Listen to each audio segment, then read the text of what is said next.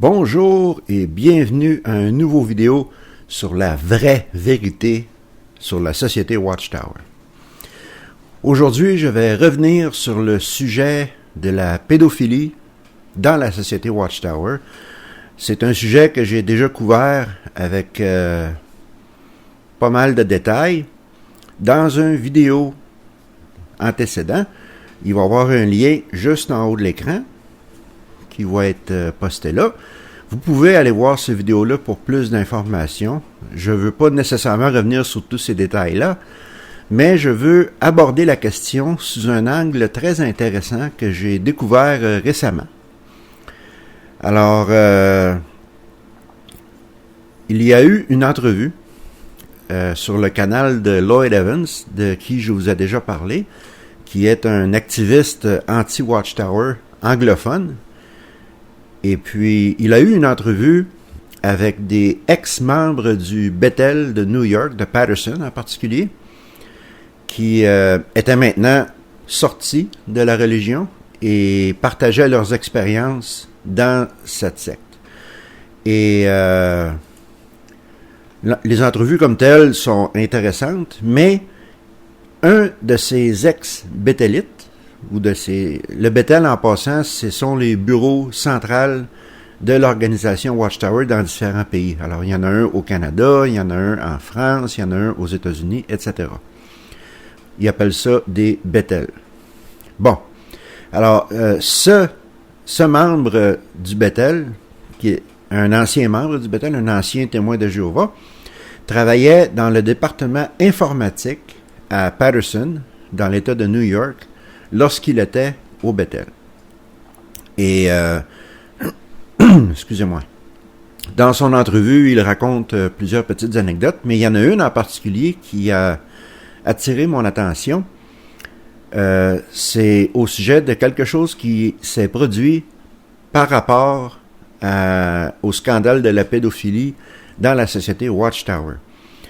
Alors, je vais vous rappeler un peu un cas en cours, une poursuite en justice contre la société Watchtower qui a eu lieu en 2012.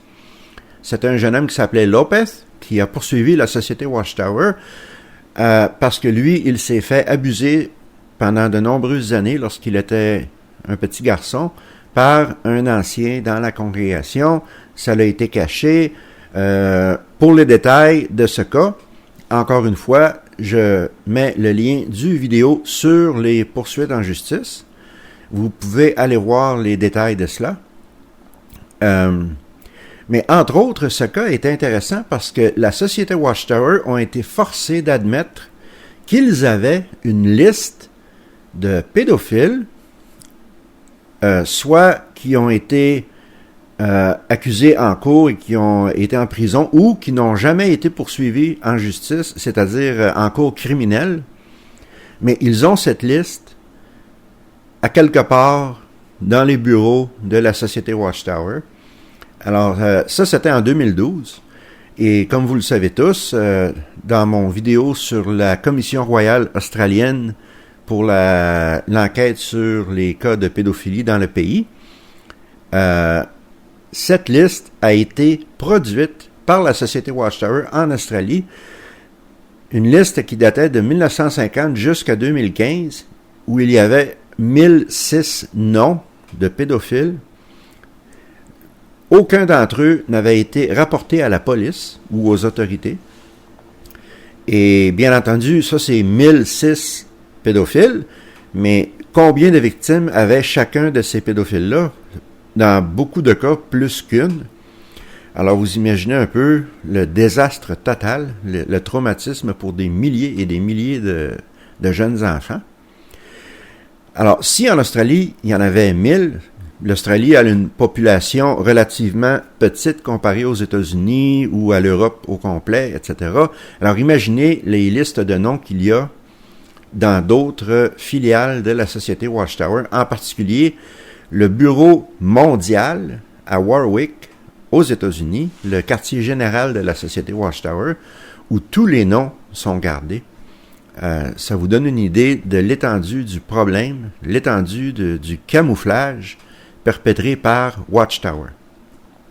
Alors, lors du cas de Lopez, ils ont refusé d'émettre ces documents, donc la Cour a trouvé pour Lopez et leur a infligé une punition de 13,5 millions de dollars. Je ne parlerai pas plus de ce cas-là, comme je vous ai dit, vous avez juste à aller voir la vidéo que j'ai fait avec plus de détails sur ce sujet-là.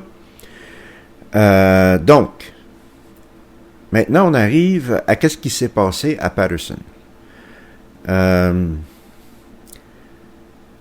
Pour comprendre cela, je vais vous parler d'un groupe de hackers, des gens qui pénètrent dans les réseaux informatiques, souvent pour des raisons criminelles, le groupe Anonyme ou Anonymous. Alors, ce groupe-là sont connus. Je vais vous parler un peu de... Je vais vous lire la définition dans Wikipédia. Alors, juste une seconde. Alors, voici la définition du groupe Anonymous. Anonymous est un mouvement activiste, hacktiviste, se manifestant notamment sur Internet. Le nom de ce collectif est considéré comme un mot fourre-tout désignant des membres de certaines communautés d'internautes agissant de manière anonyme dans le but particulier, généralement pour défendre la liberté d'expression. Les actions informatiques et physiques attribuées à Anonymous sont entreprises par des activistes non identifiés, donc anonymes. Lors des manifestations physiques du collectif, les membres sont généralement masqués. Bien que ce ne soit pas lié à une entité spécifique, plusieurs sites Internet y sont fortement associés. Alors, on n'a pas de preuves. Il y a eu plusieurs attaques informatiques qui ont été perpétrées par Anonymous sur toutes sortes de sites Internet. Généralement, comme l'article mentionne dans Wikipédia, pour défendre la liberté d'expression. Alors, je ne veux pas ici insinuer que j'appuie Anonymous ou que je ne les appuie pas. Là n'est pas la question. Je vous donne tout simplement la définition du groupe, qui ils sont et qu'est-ce qu'ils font.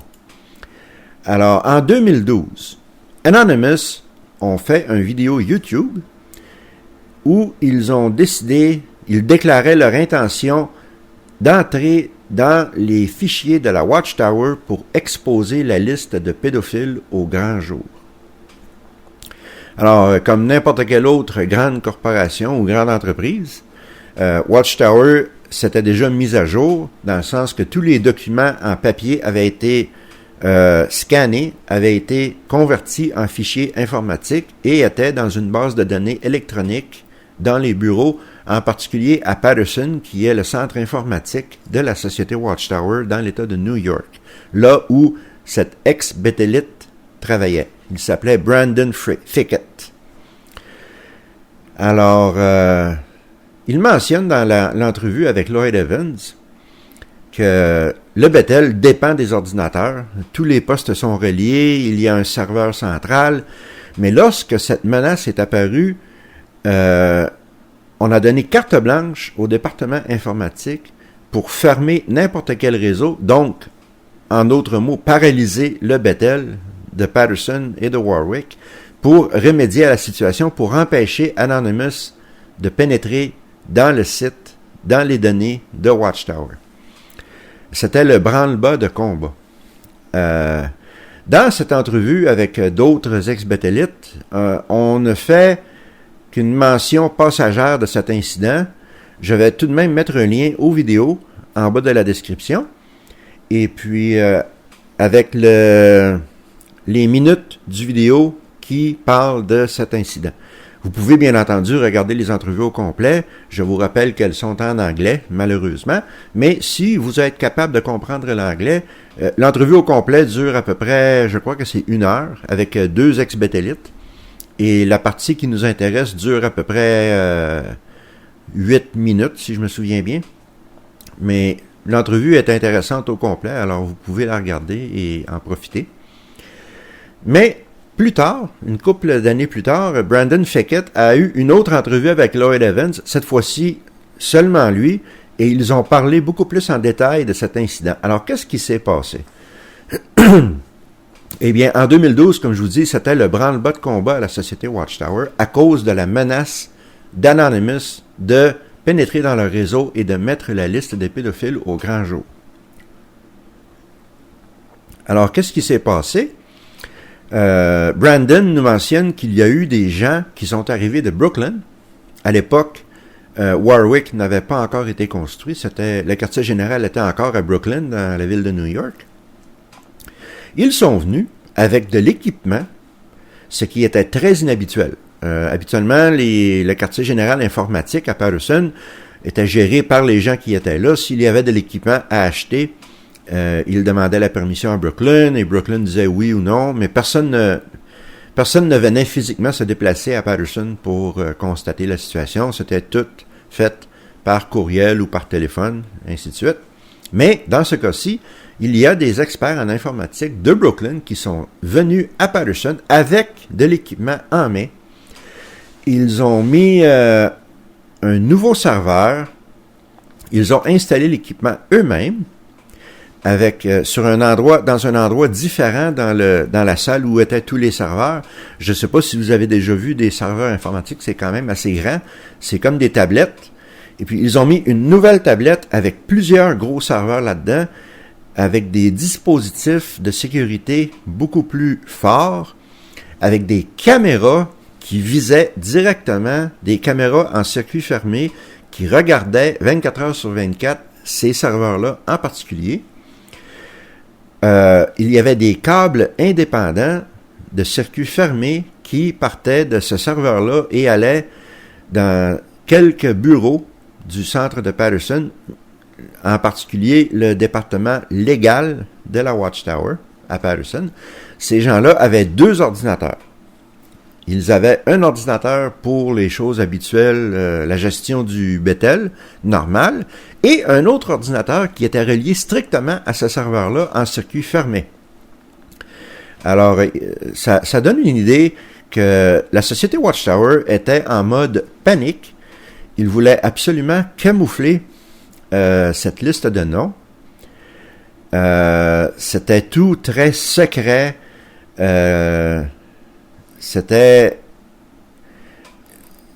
mis sous surveillance intense. Lorsque Brandon Fickett a demandé qu'est-ce qui se passait, parce que lui, à l'époque, il était encore témoin de Jéhovah et donc ne savait rien de tous les scandales de pédophilie. Il l'a appris plus tard, mais à ce moment-là, il n'en savait rien. Personne ne lui a rien dit. Alors, il a demandé qu'est-ce qui se passe, pourquoi ce nouvel équipement, pourquoi les caméras. Et il s'est fait dire, ce sont des informations sur les cas de fornication puis les cas d'adultère qui sont loin dans le passé, puis on veut pas remémorer tout ça, on veut pas que quelqu'un qui a pas l'autorisation de mettre la main sur ces informations-là parce que ça pourrait causer du tort, blablabla. Et Brandon Fickett, lui, a pris cette déclaration comme étant la vérité, parce que, comme je l'ai mentionné, à l'époque, il était témoin de Jéhovah. Il ne savait rien du scandale de la pédophilie, donc il a accepté cette explication. Et lorsqu'il parle avec Lloyd Evans, il dit, avec un regard en arrière, avec plus de compréhension, il réalise qu'effectivement, tout ce qui se passait à ce moment-là était relié avec le scandale de la pédophilie. Alors, c'est juste pour dire à quel point la société Watchtower ne veut pas coopérer avec les autorités dans ces cas-là, des cas très sérieux, des cas graves, des cas criminels. Et non seulement ils ne vont pas exclure les pédophiles accusés dans la congrégation, à moins qu'il y ait 2 témoins. Encore là, c'est une règle stupide de laquelle je parle plus en détail dans mon vidéo sur la pédophilie, que vous pouvez aller voir avec le lien.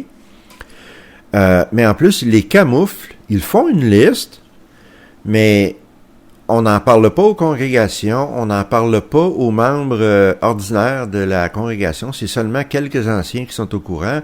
Si ces gens-là déménagent, vont dans une autre congrégation, on avertit les anciens de l'autre congrégation, mais c'est tout, on n'en parle pas du tout aux témoins de Jéhovah normales qui sont dans la congrégation, les gens ordinaires, qui ont des enfants et qui voudraient certainement les protéger de ce prédateur. Alors, personne n'est au courant. C'est un scandale. C'est horrible. Mais encore là, on voit l'aspect sectaire de la société Watchtower, de ne pas vouloir coopérer avec les autorités de ce qu'ils appellent le monde, c'est-à-dire tout ce qui est extérieur à la société Watchtower. On ne parle pas à la police, on ne parle pas aux psychologues, aux psychiatres, même quelquefois, on va accuser les victimes d'avoir participé volontairement à l'abus. Imaginez, c'est affreux. Alors, lorsque j'ai croisé cette entrevue, j'ai trouvé ça très intéressant. Je me suis dit, je vais partager ces informations-là avec mes auditeurs. Mon vidéo est relativement court, là, et je suis sur le point de le finir. Il dure seulement 16 minutes, 17 minutes. Mais je croyais que c'était intéressant de partager ces informations-là avec vous. Et pour faire voir aux gens à quel point cela va loin. À quel point c'est dangereux, c'est scandaleux et c'est une honte d'avoir de telles procédures en place. Alors, une fois de plus, je vais mettre des liens en bas de la description sur les 2 entrevues que Lloyd Evans a fait avec Brandon Fickett. Vous êtes libre d'aller voir les entrevues au complet ou seulement regarder les sections que je vais mentionner. C'est très révélateur. Je vais vous souhaiter une bonne semaine. Prenez bien soin de vous. Ici au Québec, on commence enfin à avoir un petit peu de température plus douce. Aujourd'hui, il a plu, donc c'est un bon signe. En espérant que l'été va bientôt arriver, le printemps, les arbres vont revivre parce que je suis fatigué de l'hiver. Mais en tout cas, passez une bonne semaine et on se revoit dimanche prochain pour une autre vidéo intéressante sur la vraie vérité sur la société Watchtower. À la prochaine.